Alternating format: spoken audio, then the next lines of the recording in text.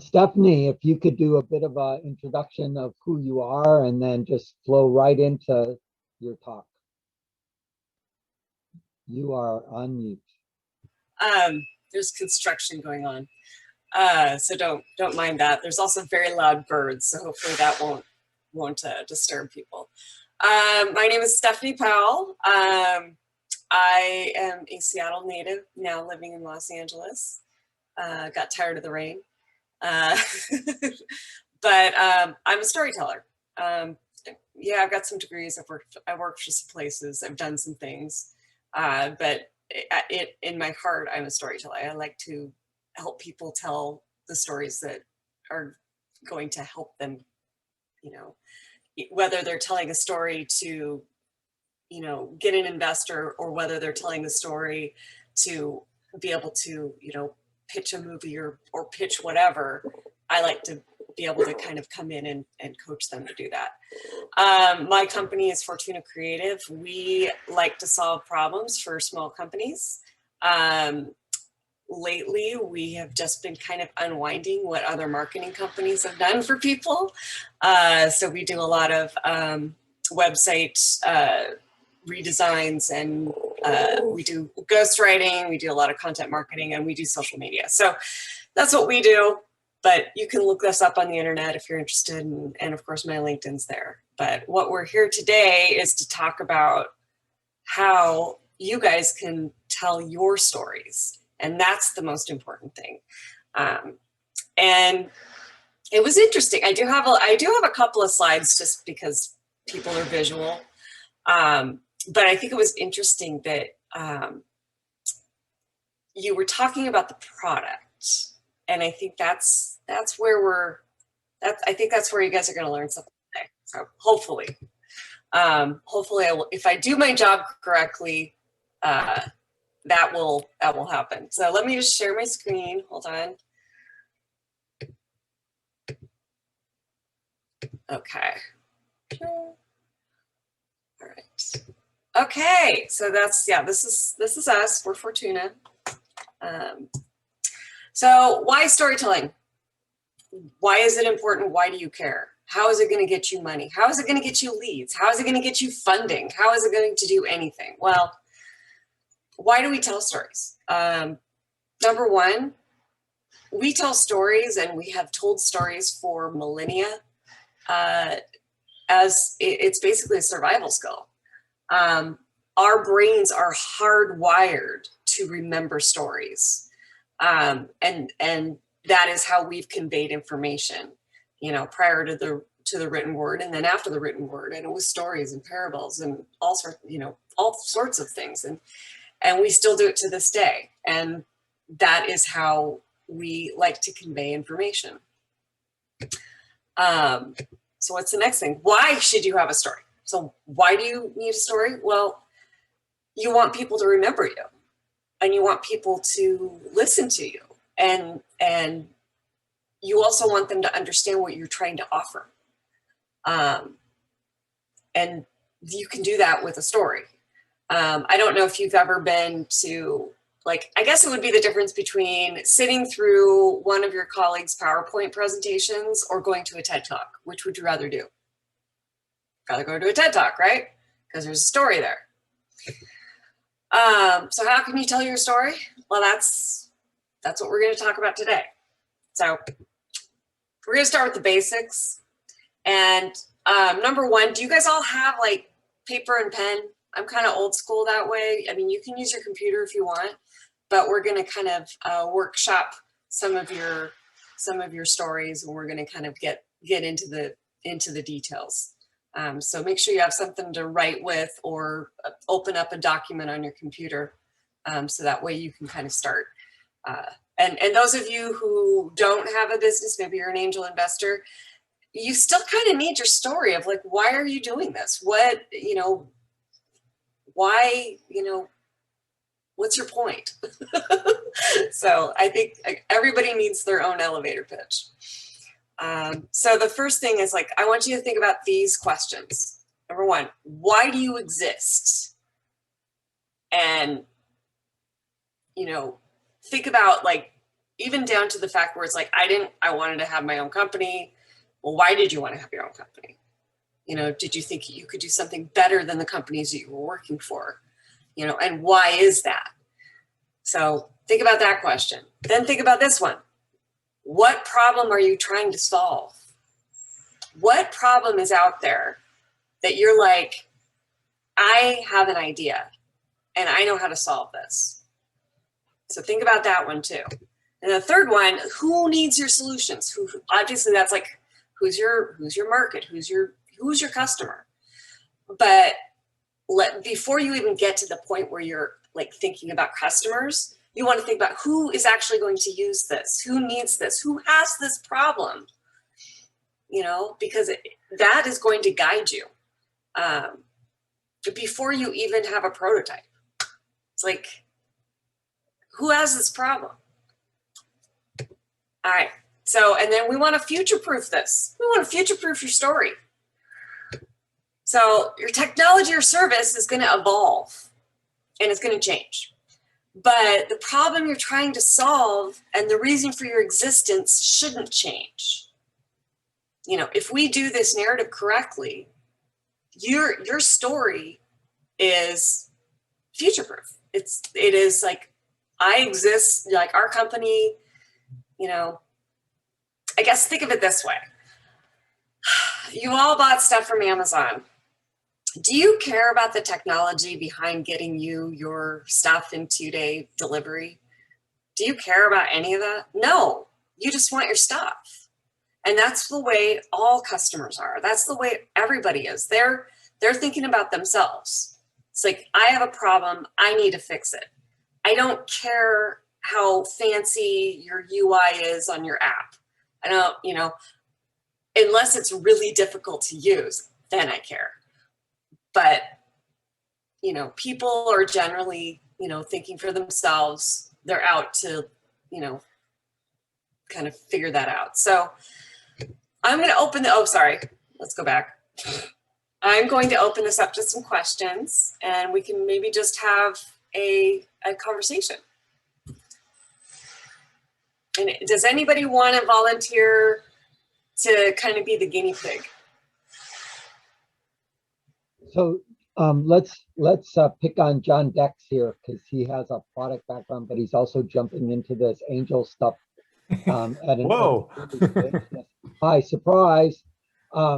I'm wondering if you might address this set of questions in a way that would help us understand, you know, the angel side of this conversation so that we can see that storytelling ends up showing up in a couple of different ways in this process that we're working on.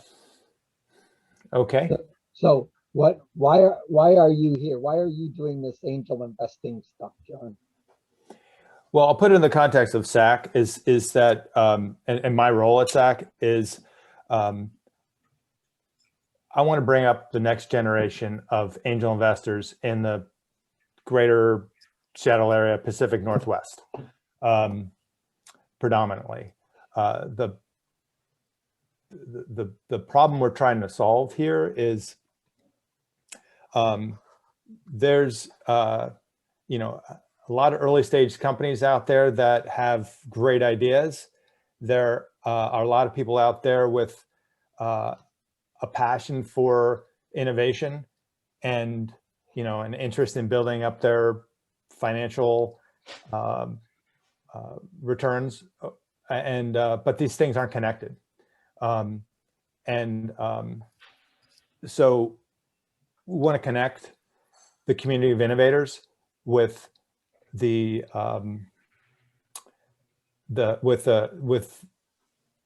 basically potential end investors who don't know they're able to do it yet, or don't know how to do it, or are yeah. So I think it's kind of a two-sided thing. Both sides of this need this solution. I mean, the startups need funding, but I think the you know, and I guess angel investors, well, I don't know what you want to say.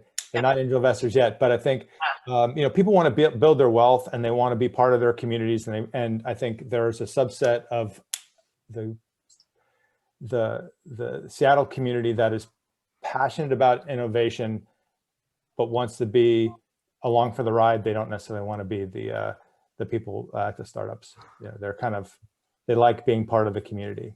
Can I interject Sure. a little bit? Help me.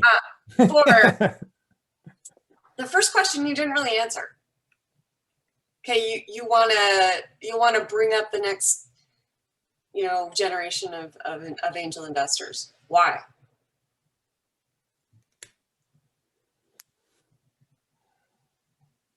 Why do you want to do that? Yeah, let's see, to articulate a response. I mean, not to put you on the spot. Yeah, no, I understand what you're getting at here. I guess it's part of it's a sort of a personal passion, but also it feels like there's a gap here. Like as it's sort of, it's always, I think innovation needs fuel, and it's more than, and the ideas and the people that can do it, but it's also the people with the capacity to fund it.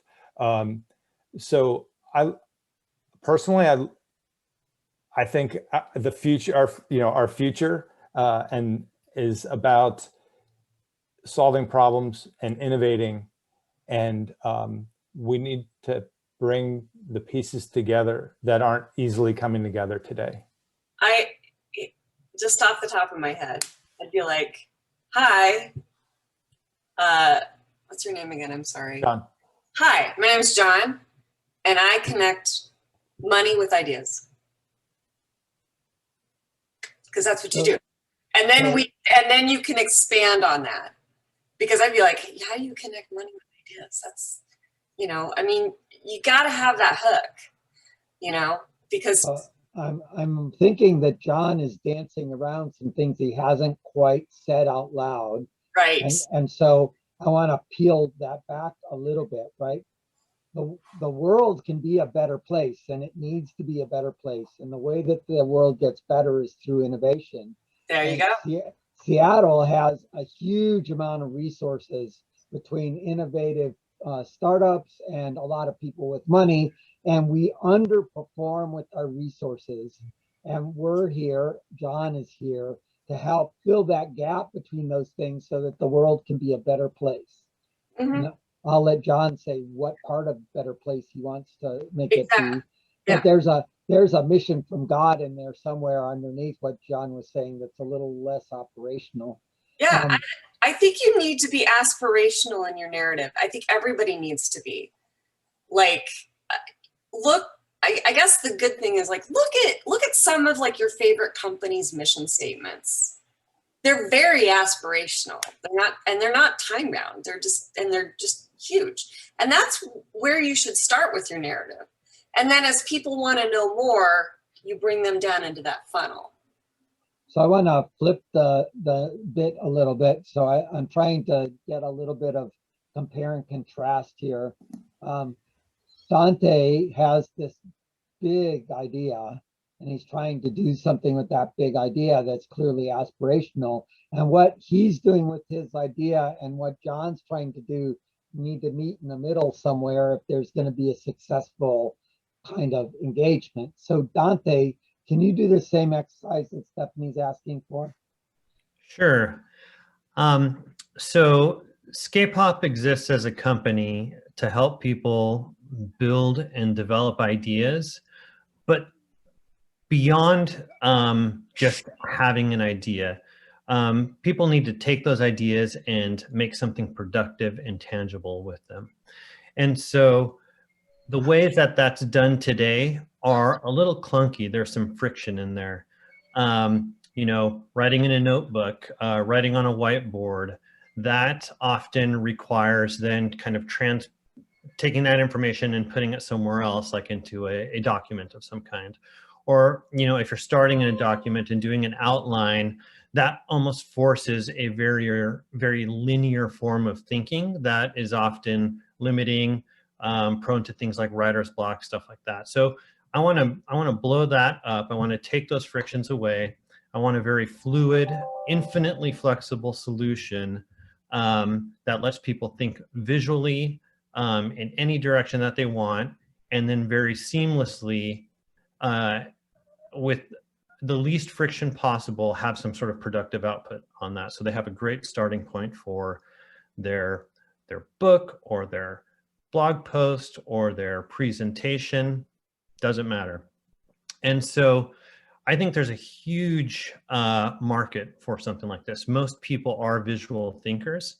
And I want to basically have that solution, which I feel I'm very close to having, and I want to get it in front of those people. And that's why I'm interested in investment, is because I want to get the resources necessary to do that effectively. So Stephanie, what do you want to do with that? You kind of lost me. So he knows about his product, and he Yeah. dove into the weeds and the details of his product and lost the point, right? Yeah, So a little bit. Isn't the point that everyone has lots of ideas, and most of those ideas get spread all around and mushed, but don't make any progress because people can't get their heads wrapped around what they need to do. They get writer's block. They can't see the edges of this thing. They can't get to where they need to go. So if we're going to take these ideas and we're going to make them real so that they change the world, the way that they're going to change the world is to have a tool that allows them to not get bounded by the edge of the blackboard, but to be visualized in a way that most people can see. I also wanted you to answer the first question.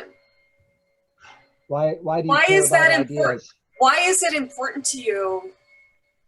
And where did this come from? Where did this idea come from? Like, So I would love it, because it sounds like it's something very personal to you. it is, yeah, it definitely. So tell me that. Tell me that story. Tell me something personal. You know, hey, one day I had writer's block. I needed to get this information out there. Couldn't, I was whiteboarding. Nothing was working. And, or something to that effect. Tell me how you came up with this idea. And you can embellish a little bit, I mean, it's storytelling. Got it. Is that rhetorical, or do you want me to actually do that? You can. Okay. All right. So here it is then. Here you go. Okay. So, I'm 42 now, and I came across a notebook that I had some ideas in a while back. And in looking through it, I was actually blown away. I was like, wow, this guy's really smart. These are great ideas. And I did nothing with them. And part of the problem was, like, you put things in these various medias, right? Whether it's a notebook, whether you write it on a whiteboard, anything else, and they just kind of get lost. Even digital files, they just kind of end up like another file in a folder and get lost. And part of the problem is that you can't, you don't have like this world for that idea to kind of hold that idea and allow you to develop it in multiple ways.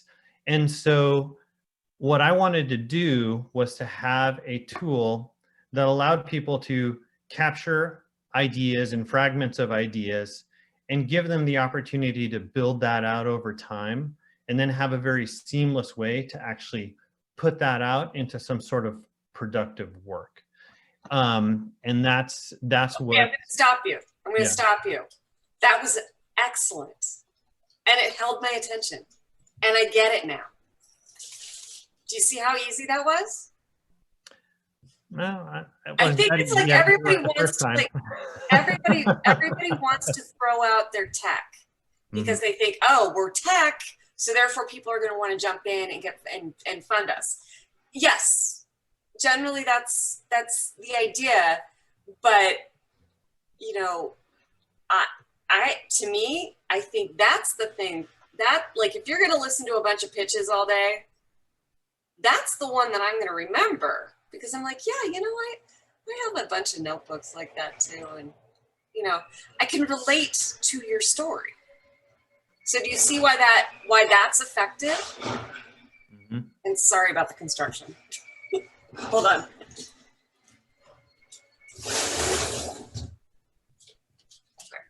Anyway, so do you see the difference? And anybody else, what did you guys think? Don't just take my word for it. This is your audience. Does anybody have any thoughts? I have one thought. Okay. Oh, sorry. I think a good way to approach this sometimes when you're feeling stuck is to start with who you aim to serve. You really focus in on who is it that I want to support, and then drill into how I want to help them. Exactly. And that's question number 2. So we can go into question number 2 now. But it's like, the first thing that you need is like, why are you doing this? Why should I care? And then you go into the problem that you're solving. And then people will already start thinking, well, gosh, I could use that, or I know somebody who could use that. So go ahead. Yeah, the why do you exist, I feel like we started to hear a little bit of that, but we heard here's kind of where the idea came from, but why does that mean that it needs to be a business? And why is it a business that is more important for you to build than anything else you could do with your time? Exactly. And I felt like that part didn't really, like, we got kind of the beginnings of it, but I think if you're talking about investing in a startup, it's more than just this was a good idea, but why is this a compelling business that's worth putting a decade of your life into? 100%. Yes, you are 100% correct. And that's where, you start with the personal, and then you're like, okay, I saw this thing, and then I realized that I could do this thing, and I found some other people that wanted to do this thing with me. And now we've realized that we can solve this big problem. And now we want your money so that we can help solve this problem for all of these different people. And then make it aspirational, and it'll change the course of whatever. Yeah, I guess my question was, okay, so there's a need to be able to access these notes, but there are mind map tools, there is OneNote, there is Google Sheets, right? Like, what about this experience made you realize there was a need for something different, new, not what was already out there? And I mean, I have piles of notebooks. I can relate to having that, but how does that translate? I also have, hundreds of tabs of digital notes. What is, I didn't hear enough of the reason to exist. Yeah, I don't want him to get into product yet, though. That's fine, but yeah. The problem definition, yes, right? Exactly. I'm not talking about his product. I'm talking about how you define the problem. Mm-hmm. I didn't hear enough of the problem yet. Yeah, not to put you on the spot, but yeah. Sorry. Yeah. No, this is what this is about. Do you want to try again? Do you want to add a little more to your story? How about I kind of put a building block out there before I put it all together, but to kind of address that question specifically, those notebooks, those erased whiteboards that you've forgotten about, those digital files that are, somewhere that haven't been opened in years, that's all waste.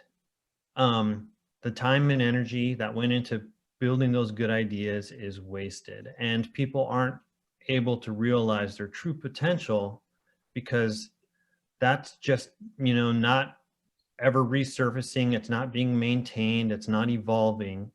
And part of the problem is that it's cumbersome to re-engage with those ideas and kind of build on them after they've been put down in those original medias, right? And so what I want is a space where these ideas can live, that's easy to get to, but compelling to interact with. So now you're talking about your product again. I haven't talked about my product yet. Well, but it's I'm talking about what I want. Okay, what you want. Okay, all right. I'll let you go. Yeah. So I want a space that's very visual and interactive where I can work and maintain these ideas. And I want it to be compelling every time I go there because that'll keep me engaged. What do you think, folks? Is that better? You've got me intrigued, Dante, because I am trying to figure out now where I put ideas that I come back and build upon. And so, you know, if it's in a notebook, you actually run out of space on that page. If it's in a digital file, you may not be able to incorporate some of the graphics and all that stuff. So I think it sounds like, tell me more. See? I How do you feel after telling that story versus the first thing that you talked about? Better, yeah. It feels more kind of emotionally relatable. Exactly. Yeah. And that's what that's what I think we've forgotten about emotion.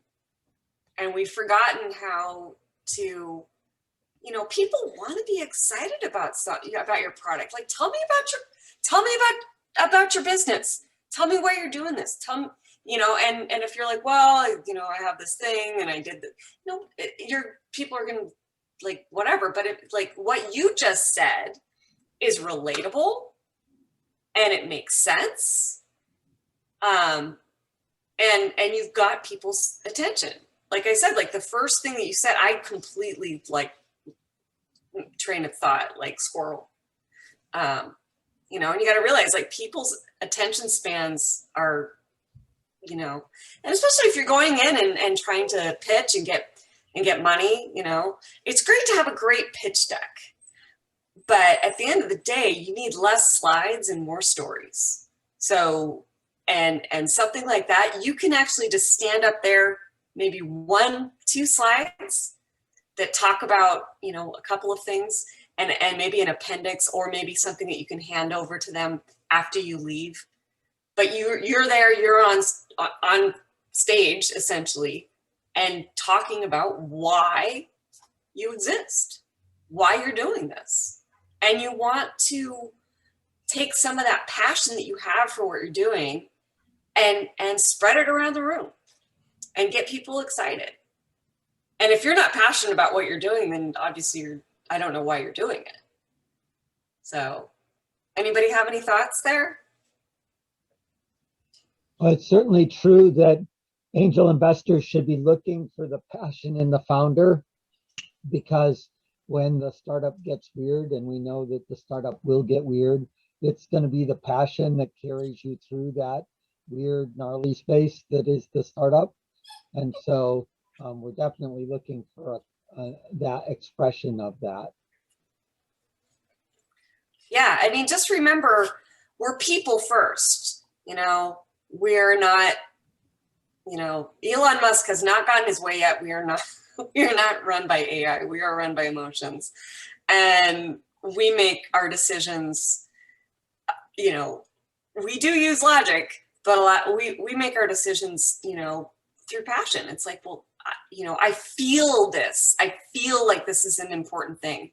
Like there's a lot of people like, I go with my gut, you know, and I hear a lot of people when because I go to the coffee talks and I also hear a lot of people talking about their products, and I'm just like, you're not hooking me, you know, and it's so easy to do. You don't have to be a great writer. You don't have to be anything. You just have to like connect emotionally to what you're doing, you know, and I think that's the one thing that you can do. And obviously, yeah, you could, if you feel like you're a terrible writer, you know, there's people out there, myself included, that can actually help you like sit down and craft the whole thing, do the pitch deck, whatever. But you need it, the story needs to come from you. Like, why are you doing this? So, and then, you know, and then you get into the problem you're solving. So, anybody else want to go, or what do you think, John? I can go. This is Okay. All right. Okay. So my why, I've always been like a platform guy. I've built platforms. I know I've always wanted to do that. That's my passion. And so joined up with the co-founder of mine, who worked with me in a previous startup to do that same thing. And unfortunately, he was diagnosed with a rare form of brain disease, as a neurodegenerative disorder. And along the way, he lost his capabilities to act in that manner, and then he passed away last year. So my journey sort of took a pivot, in the sense that I wanted to focus my energies on trying to solve and accelerate medical research, especially rare diseases, that there's still a bunch of things out there that we don't know what's happening. We don't have the cure for, and nobody's working on, or very little research is going on. And so we decided to focus on that and use technology to accelerate those kinds of things. And that's my big why. And of course, the target is going to be researchers. Even though I'm not a researcher myself, I want to work with the researchers and help them and give them the technology needed to be able to find answers to things like those. So, okay. So that, yeah. All right, folks, what do you think? Did he answer the question? Did you feel anything about it? Yeah, having a personal experience with someone going through one of these orphan diseases is a journey in itself. I see Elizabeth posted something about there being already a solution for orphan diseases. So it might be worthwhile to express unlike the other alternatives, this is what we do that's bigger or better or different. But yeah. Let me clarify, John. My comment was not related to orphan diseases. Firstly, I'm sorry about your colleague partner, and I apologize for the printer going there. But I totally agree that when I hear the passion on that, it makes me more interested. And it wasn't particularly this solution, but just in general. If there's some reason why you're committed to this, then I'm committed to hearing about why you are doing this and what I can do to help.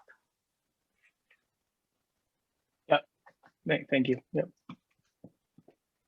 So I think the story's there. We just need to chip away at it, kind of like Michelangelo looking at a block of granite.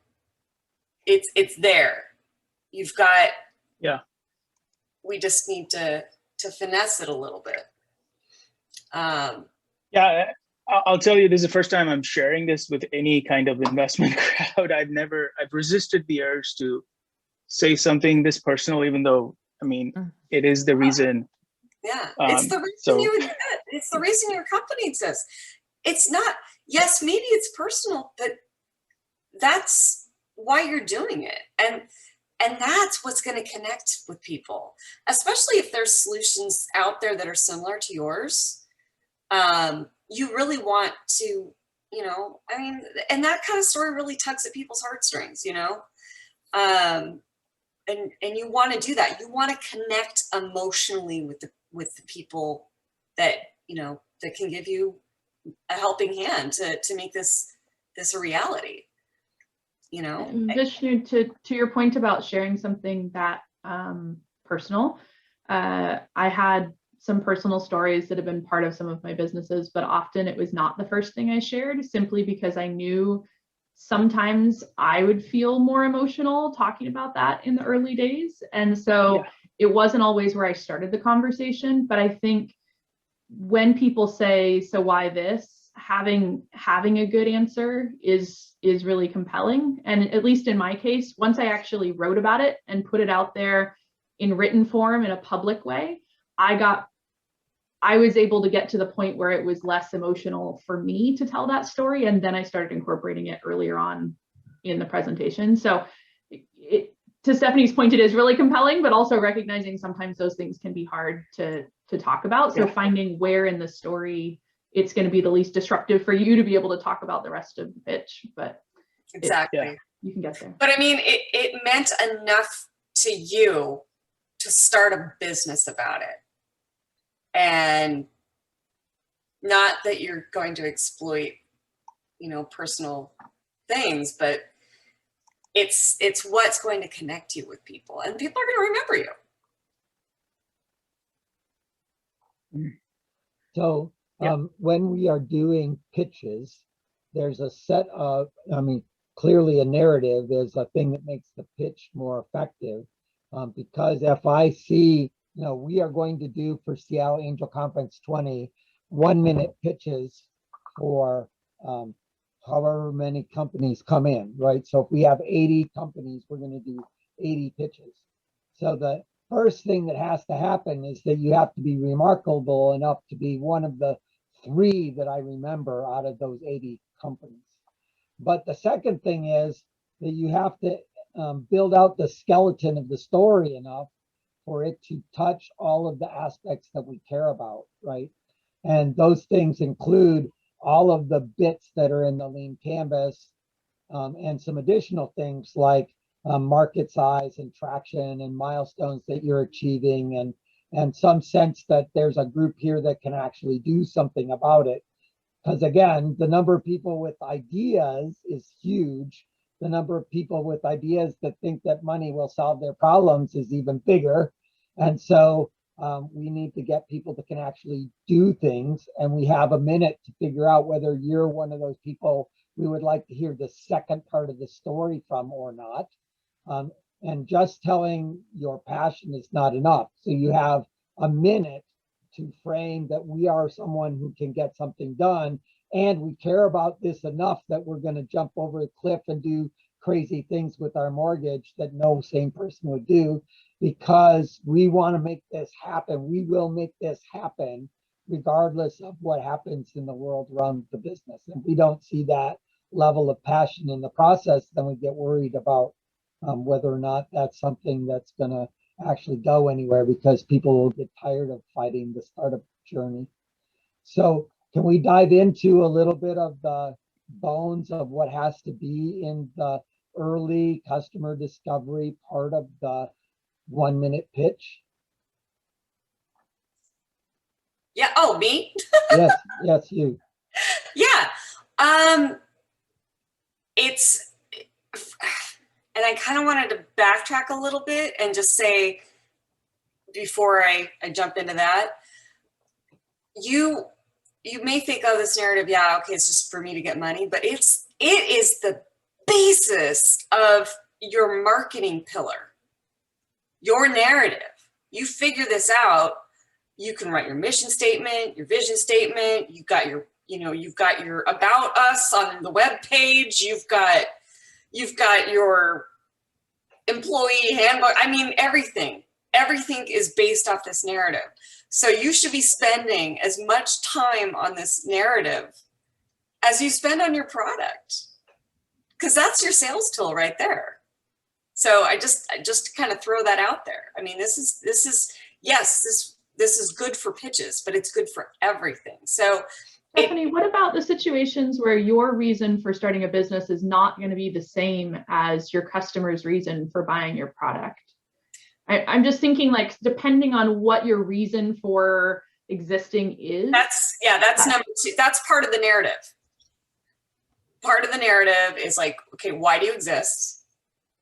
And then what problem are you trying to solve? And then who needs it? And that's part of your whole narrative. And you can use, like I said, you can use bits and pieces of it. Like, why do you exist as a company? Your customer probably doesn't care, but your investors do, and your employees do. And so that's part of it. So you can use, so you're using bits and pieces of this narrative throughout everything. What problem you're trying to solve? Your customers care. They care. And then who needs your solutions? Do you know who needs that? Know who needs to know that? Your UX designers, your, anybody that's trying to make the customer experience better. Your salespeople, your investors. Those are the things that are important.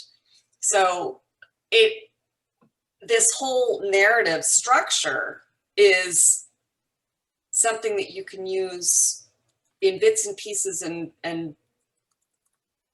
I'm sorry, I'm babbling. I'm a writer, not a speaker. You know, to be able to move your business along. I mean, that's the basis of your marketing campaigns. It's the basis of you know, everything that you do. So dive a little bit more into that. Dante has this idea. He's going to build a application on my Android device that lets me get the ideas out of my head and tell the story. He has to tell a pitch story now to get to the point where he gets funding to make it go. There are key elements of that story that have to be there for the angel investors to actually move on the story. It's not enough to have a story. It has to have, you know, specific elements to achieve the goal. And the goal is to get the next meeting so you get enough trust so that you get funded, or the other way around, from the investor point of view, to tell the story so that Dante knows not to come to me, but to go to John Dex, because John invests in his kind of company and I invest in a different kind of company. And so our marketing branding story about where we're at will filter who comes to us and how we do that. So how do we get from the why I exist to a pitch process that is meaningful, that gets Dante connected to the right investor and the right investor connected to Dante? So what I'm saying, everybody, like I said, everybody needs that pitch. So like if you're an angel investor and you know who you want to be investing in, you should have that story, and you know, immediately. And so why is it that Dante's talking so far is not activating, I mean, other than Elizabeth saying she's interested, it's not activating the other investors in the room? And there's a very specific reason for that. And it's part of the narrative, right? Because we still don't know what story we don't know what part of the story he's on, right? So we need companies that can execute, that can do things, which means that they set milestones and they achieve the milestones and they understand what their risks are and they mitigate those risks. And there's a habit of mitigating risk. So there's a startup story of mitigating risk where you're touching all of the pieces that make a successful business, a bunch of doers mitigating risk. So that's an element of the story that must exist, just sort of like in a murder mystery, there has to be a murder, right? True. So how do we get from the reason I exist to I have a murder mystery that's functional? The reason you exist, well, I mean, what problem are you trying to solve? And it's a very specific problem. Like, you can't just be like, and everybody can use this because it's great for, you know, mind mapping. Well, give an example. So figure out, it's like, who would really like use this? And that's kind of where you also, like, you know, you do your interviews with potential customers and find out what their needs are, because a lot of times you'll find out a lot more by talking to the people that you think need it. Maybe they don't, but somebody else does. So, you know, you don't want to go off assumptions. So if you have concrete examples of somebody who you've talked to about, you know, they've had this issue, and, you know, when I told them about it, they were very excited and they knew that they could use it for X, Y, and Z. So something to that effect. So, I mean, you have to do a little legwork. So let's try that with Dante while we got the chance. Okay. So when she says talk to real customers, I then jump down the rabbit hole of which sub market are you going to try to get to first and why? And in my world, I think you need to be going for what is the path to cash flow positive fastest. So you're not worried so much about the biggest market at the beginning. but you're worried about the fastest traction market at the beginning to get cash flow positive. And then your go-to-market takes you to the big market later. So who is the person that has the problem that uses your, we wave your software over their problem and poof, magic happens? Who is the person? What's their problem? What's the magic that happens when you move your software over it? And why is it different than all the other things they could have been doing? Can you say that? Probably not articulately yet, but I definitely will get to that point. So the people who get a lot of value out of the apps today are people who have actually just kind of failed out of the traditional tools and approaches to creativity and building ideas. So I want you to drop down from the abstract down to the specific. Yeah, get specific. It's not them people, it's Fred. Yeah. And why did Fred drop out? And why is Fred using your stuff? And why does he come back and use it again? Or Susan or whoever, right? A good rule of thumb in storytelling is you gotta have some characters. Mm-hmm. You gotta talk about people. And that's doesn't I mean, politicians do it all the time. I met Lucy, a single mom, and blah blah blah. Use these techniques. They are tried and true. So let's talk about a customer and their need. Yeah. So okay. So I have a friend who is a user of the app. What's his name? Seth. Okay. So Seth is someone I've known for a long time, and I think he's very, very smart. But he's been frustrated because he hasn't been able to achieve kind of the things that he has wanted to. Like he's had these great ideas for his startup, big aspirations, and they just never really seem to get off the ground. He's always kind of spinning. And as of now, he tells me that by using mind mapping 3D, he loves the ability to not have to have a fully built, comprehensive idea before he puts pen to paper or keys to a keyboard. He likes being able to go in when the inspiration strikes and just adding that little bit and not having to worry about exactly where it goes and exactly how it should be worded. Because that gives him the opportunity to come back to this idea that's been kind of, touched on now and then over time and actually build something comprehensive out of that he otherwise wouldn't have been able to do. And so I guess the so what is, that's kind of helping him get past this like starting blocks issue that he hasn't really been able to get off of before. Okay, I think we could have shortened that by about a minute. Okay.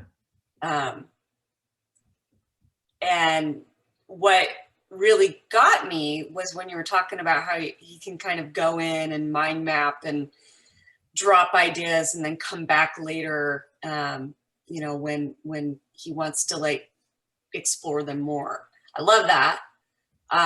But maybe there was like a specific project or something that he wasn't able to do that. And also I think, John put in the chat that like the user of the app is not necessarily the customer. Mm-hmm.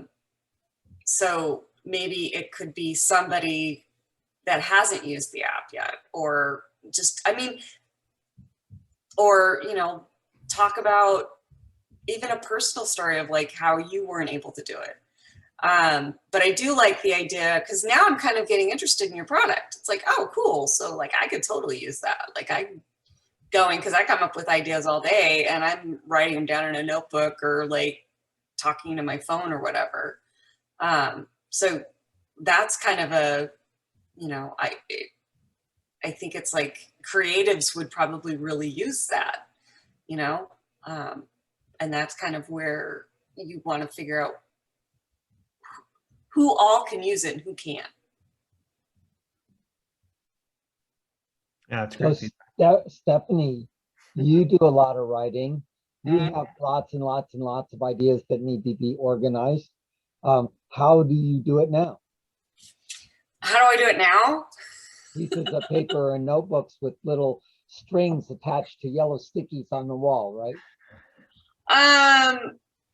Yes, and I have lots and lots of Google Docs, which are the bane of my existence. And then, you know, having to go back and organize things and So what's the number one bane of your existence problem with Google Docs and the yellow sticky notes with the strings attached to them on the wall? One space. It's not all in one space. You can't find anything. Yeah, exactly. I can't Okay. find things. So Dante, can you find things in your great big 3D map without getting lost in the details? Yeah, you can. So there's some pretty in-depth search and tagging features available, but in addition to that, it's a pretty easy thing to adopt. Like you don't have to do, you know, the mental equivalent of a forklift upgrade to use this software.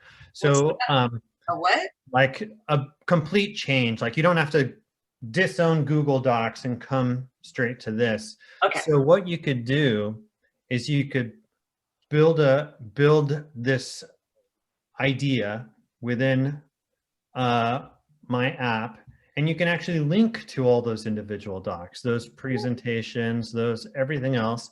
So you have that easily at your disposal. So you're looking at this big idea. You can kind of pan out or zoom in as much as you want. You could jump directly to any pre-existing documentation that you already have. And you can even, you know, connect to references that you think are useful for your idea as well. So you could almost use it as a intuitive interface to the other stuff that you've got going on. That's cool. See, now I'm interested. Because you were talking about, like, I told you what my problem was, and you just basically, this is how I can solve my problem. So Dante, what is her problem? Well, so, and I think it's a problem lots of people have, and that's that, you know, when inspiration strikes and you've got to put something down in some medium of some kind, you do that, but then it's very hard to kind of recall exactly where that is, go back and build on it. And so I feel like I've made great strides towards solving that problem, because being in this almost like virtual space where your idea lives, it's kind of compelling, it's interesting. You want to go back there, you want to see your idea grow. And then you can very easily do that by kind of jumping around in these branches and, you know, building the information and connecting to information you've already built. And then at the end of it all, like when you're ready to actually, you know, do something more formal, let's say write a business plan, you basically can arrange the structure of your idea and output it, you know, to a Word doc, and then you're off to the races, and you have an actual productive output. Can I also interject one thing? You know what my other big problem is? And you know what I think that they would solve? What your product would solve, what your solution would solve? Yeah. I'm writing and then I'm interrupted all day, and I'm in Zoom meetings, and you know, and then I have to go back. Where's that tab that I needed? Like, you know, and it takes me, you know, sometimes 10, 20 minutes just to get back into what I was doing. You know, a lot of people have that issue. So Dante, she has the problem. She Mhm. she has physically leaned in on this problem. What's the next step?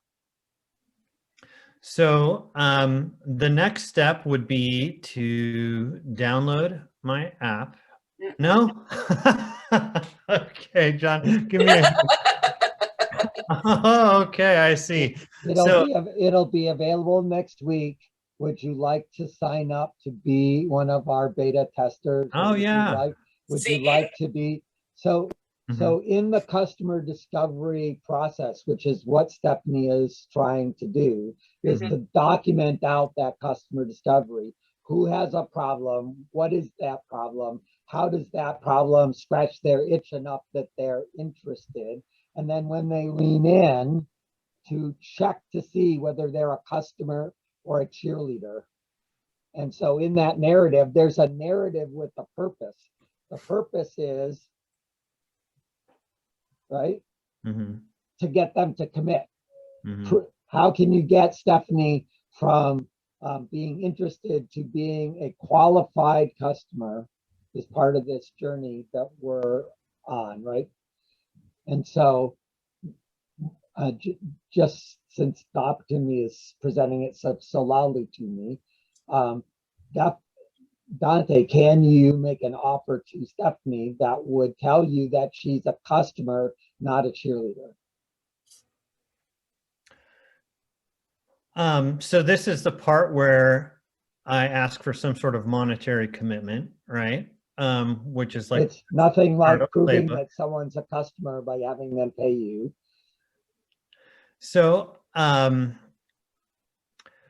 so I think what I could, so the apps come from the App Store, right? So it's not like it's like a contract or a letter of intent or something like that. That doesn't work with my model right now. But what I could do is I could. We're going to do a meetup next Friday Uh-huh. on how this beta release is going to go. Would you pay $10 to come to the meetup? Oh, okay. Little tiny thing. If she says yes, then you know that she's got a problem she's willing to pay to solve. And if she says no, you put her in the, do you want me to tell you when we release the software thing? Give me your email address. And so now you've sorted her from early adopter to early normal, right? In that process. So sorry about that rabbit hole, but I thought it was important. But I mean, think about it. You got me interested, and this is actually a product I could use. Whereas before, like, I was just like zoning out. I'm like, yeah. But now I'm like, oh yeah, this is like a cool product. And you didn't even really tell me how it works. You just told me what it could do for me. And that's, I'm not saying don't ever talk about your product. Just tell me what it does for me. You know, kind of like that whole Amazon thing. Hey, you can get free 2-day shipping. You know, you just sign up for Prime. How does it happen? I don't care. That's all my stuff. You know, and what you have successfully done is told me a story and told me how you're going to solve my problem. And I told you specifically that I had another problem. And then you even, you know, then you leaned into that as well. And now I'm like, yeah, I want this product. I want to try this. And you know why? Because if somebody else came up to me and they had a similar one, I'd be like, but I know Dante. And I trust him now because he's opened up to me and he's told me a story. Great. Yeah. So perhaps this is a point where we could ask questions. Anybody have any thoughts on this talk? Does do these 3 key questions, is this order like mandatory, or can you start Absolutely not, but those are the questions you need to answer. Okay. And it helps, honestly, these are the questions, like I've done this with every, like when I was working at Hulu and at Amazon and Activision, my team, we would get together and we would actually do a narrative for what our team did. And they thought it was the dumbest exercise, but I would do this and we would end up having our little statements. So that way, when we were introducing our team to other departments, they knew exactly what we did. And it was great because a lot of times people don't understand what content teams do. And that was one of my problems, was that when I worked, you know, most people, a lot of times my boss didn't even know what I did. So, and that was the problem that I solved, was through this narrative. And that's kind of where I believed, where it's like, this needs to happen in almost every facet of your life. I mean, even if you have no ambition to ever start a business, you should have a narrative for your own career and who you are as a person, why you're doing what you're doing. But especially if you want to put yourself out there and put up a shingle and have a business and have people give you money for your idea, you need to have a story, because they need to be able to understand it. Because if they don't understand it, they're going to zone out. They also have to remember it. Yes, and that's the thing. Our brains are hardwired to remember stories. We remember stories. We don't remember, you know, I mean, I've sat through so many presentations that were just like, you know, I mean, I know why Jeff Bezos hates PowerPoint, because PowerPoint's terrible. You know, they do that, they do the 6-pager where they start with this press release. It's very aspirational how this product that they're releasing has, you know, changed the course of history or whatever. It's a good starting point for sure, but I think it's definitely taking that narrative, you know, from kind of the more product based to the more solution based and personal. I don't think you should be afraid to be personal, because they may be investing in your company, but truly they're investing in you. And if they don't like you, they're probably not going to invest. If they can't relate to you, if you didn't connect with them, you know. And we connect through stories. Yeah, and we connect through stories. So one last place where I'd like to press, and then we can call it done. There is a, you know, she mentioned TED Talks, and TED Talks necessarily to be effective are telling a story in a specific format. But there's another format which is called Ignite format. And we have Seattle Ignite, which is death by PowerPoint is entertainment, where we have 20 speakers, 20 slides per speaker, 15 seconds per slide, auto advance. And so you not only have to tell your story, but you have to tell your story in sound bites, because you've only got 20 sound bites and you have to figure that out. And the thing that can cause is it can cause you to cook this down to be remarkable. And as an example, there was a guy out of Portland who did a talk called Train Porn. And he is an industrial photographer, and he likes to go take pictures of trains. And he had lots of interesting pictures of trains. And he had a completely clean, generic, wonderful narrative that was totally about his passion for trains and why trains were interesting. But the combination of that train picture with that choice of words was very, very, very suggestive. So completely PG in the content, completely not PG in the implication. And it was entirely remarkable. And here I am 15 years later, still remembering that as one of those interesting talks, right along with the talk about how chickens saved my life, right? So not only do you have to have a narrative, but it has to be punchy enough to be remarkable that years later, I'm still going, oh, I remember that thing. It still comes up, right? So you can't tell me a generic narrative. You can't tell me boy meets girl, boy loses girl. You have to make me relate to the characters and care about the outcome of that process. And so practice that in some way around what you're doing. Yeah. Another thing is, you know, I'm a big fan of Brene Brown, and vulnerability goes a long way, you know, and that's what a story does. And it helps you remember things like, you know, and speaking of PowerPoint, it was funny when I was just thinking about this when I was at UW getting my master's. We had the company that actually the guy that developed PowerPoint for Microsoft. He started another company because he hated how people were using PowerPoint and because they were using it wrong. And because you're supposed to have one concept per slide, it's not meant to, you're not supposed to read it, you know, so all of that, it's like, if you do that, if you don't show people a wall of text, which honestly, I'm still guilty of doing it, but in my brain, I'm always like, hey, you can't do that. So if you're given a pitch and you have a deck, you should have one concept per, so that they remember it, you know. You don't want to have people go, can you go back a slide so I can, no. You want them to listen to you. You don't want them reading. So, you know, you have a picture, you have a, you know, some of the best presentations I've ever seen, you know, they just show a picture and they talk about that, or they, you know, show something that gets their attention. There's too many, we've relied too much on, you know, putting words on a screen instead of actually connecting with the people that you want to talk to.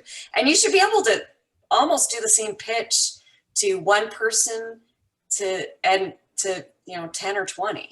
So you should be able to practice that to the point where it sounds so natural that it just comes out of you. So don't rely on your decks, don't rely, you know, and that's the other thing. It's like you can give them something to read afterwards that gives them all the details. But that's the same thing where it's like, you got to get them to the point where they're actually interested. Because who cares if you have all the details on the screen, if you're not connecting with them, and they're just going to pass anyway. You put in a lot of work on that, and they're going to pass. So what you need to really focus on is your story. Once you get your story right, everything else will fall into place. And that's a great thing. Yeah, go ahead. I think that's where, when we come to the Seattle Angel Conference 20, what we start with is you put all of your details in the guest profile, but it's really your 1-minute pitch, which is your first one, that actually makes me, so I read all the guest profiles because I'm good to do my homework, but when I'm actually listening to people, that's when I go back and say, oh, I remember when he mentioned this, that it was so interesting. I go back and look at the details in the guest profile. Right. Well, the other thing is, like, I think people also want to be like, I'm smart, I can build things. We all know you can do that. That's why you're there. Tell me well, why. and I read, Dante, your previous experiences, the dating app and the snowboard one, and that looks really impressive. I'm very interested to see, because there's got to be some commonality in those two apps that pull into your new one. Yeah. And I looked it up and I'm thinking, okay, too bad I don't do AR here, but it looks like an interesting way of playing. But anyways, your history of, you have done this successfully on a couple of different things in sort of different spaces, and how do you pull it together is what is going to make me interested in hear a little bit more about you. Yeah, absolutely. You know, get personal. I mean, you don't have to tell your life story, but you know, and so, don't tell me your CV. It's like, don't. So it would be interesting, Dante, for the Elizabeths of the world, for you to tell your story in your app, and then hand her the product of your app and see if that is useful or not, and get feedback on that. I think that would be a useful experiment. That sounds like a great thing. But you still have to do the work and get the story down. Yes. Don't. I see a lot of people with the flashy look at the technology, look how great this is, but their story doesn't resonate. Yes, indeed. So I want to bring us to a close here a little bit. We are in the midst of the Seattle Angel Conference series, and one of the issues that we run across is that startups are the ones that get to choose the details of their deal. And so we're going to talk next Tuesday about 10 deal terms to understand, so that you know what it is that you're doing when you sell a piece of your company. And so we would love to have people spread the word about that and get people to come into that. Dante, if you're planning to come into our program, you should contact with one of the investors here, either John or Elizabeth or Bob, and talk about what the journey looks like so that you can see where you should focus. But clearly a GUS profile is useful, so we have a workshop of that. And at the beginning of July, we'll have a pitch deconstruction workshop where you take the story that we've been sort of fiddling with and you stand on stage and present it, even though it's a virtual Zoom stage. So we'll look forward to that in the future workshops. So thanks everyone for coming. Thank you, Stephanie, for leading us in this conversation. And we'll see you in the future. Yeah. Thanks, everybody. Thank you. Bye.